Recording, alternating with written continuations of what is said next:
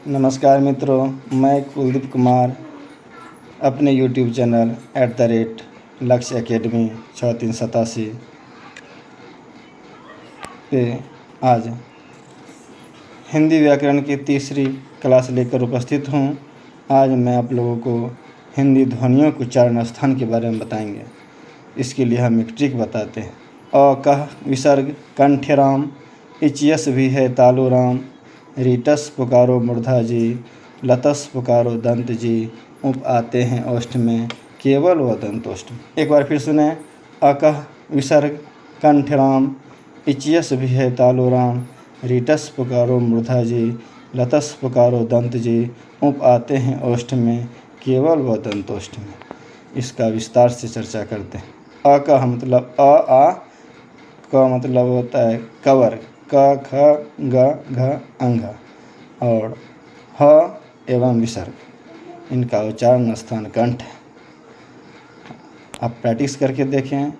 आ ई नहीं, आ कवर से क ख ग घ अंग, ह और विसर्ग, इनका उच्चारण कंठ से होता है, अतः इसको कंठ वर्ण भी कहते हैं।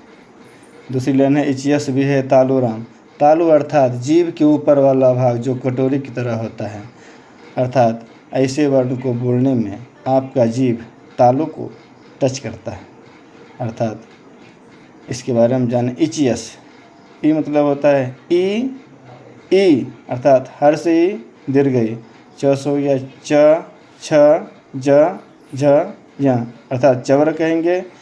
और य और तालव्य स, इनका उच्चारण स्थान तालु है। इसको बोलने में आपका जीभ सीधे तालु में सटता है। एक बार प्रैक्टिस करके देखें। ई च छ ज झ य तालव्य स।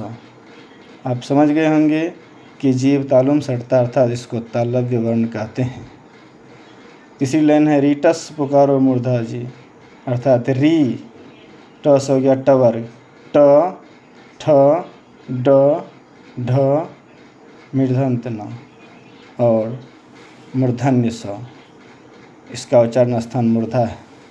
अर्थात आपका जीव मूर्धा में सट जाता है। तो जिन वर्णों को बोलने में आपका जीव मूर्धा को टच करे उसको हम मूर्धन्य वर्ण कहते हैं।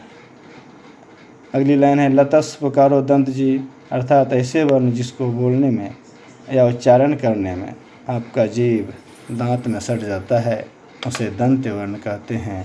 प्रैक्टिस करके देखते हैं। ल से ल हो गया, त से तवर्ग, त थ द ध न और दंत स, इन वर्णों को बोलने में आपका जीभ दांत में सटते हैं, अर्थात इसको दंत वर्ण कहते हैं। उप आते हैं ओष्ठ में, अर्थात उस हो गया हर्ष उ दीर्घ उ, ऐसे वर्ण को बोलने में आपका ओष्ठ अर्थात लिप दोनों सट जाते हैं। बगैर ओष्ठ को सटाए ऐसे वर्ण का उच्चारण हम नहीं कर सकते हैं, इसलिए इसको हम ओष्ठ वर्ण कहते हैं। हम इसका प्रैक्टिस करके देखते हैं। वो मतलब हर्ष उ दीर्घ उ, वस हो गया पवर्ग, प फ ब भ म, ये वर्ण ओष्ठ वर्ण है। और अंत में केवल व दंतोष्ठ में व का उच्चारण में दंत और ओष्ठ दोनों का उपयोग होता है, इसलिए इसको व को दंतोष्ठ वर्ण कहते हैं। व कंपटीशन की दृष्टि से बहुत ही महत्वपूर्ण है। कई बार व के बारे में कंपटीशन में पूछा गया है।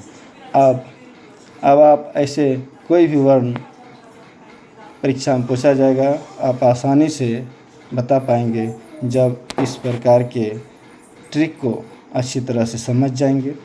इसके अलावा भी ए का उच्चारण में कंठ और तालु का प्रयोग होता है, इसलिए इसे कंठ तालव्य वर्ण कहते हैं। अर्थात ए कंठ तालव्य वर्ण हुआ। और है औ को कंठोष्ठ वर्ण कहते हैं, क्योंकि उनके उच्चारण में कंठ और ओष्ठ दोनों का प्रयोग होता है।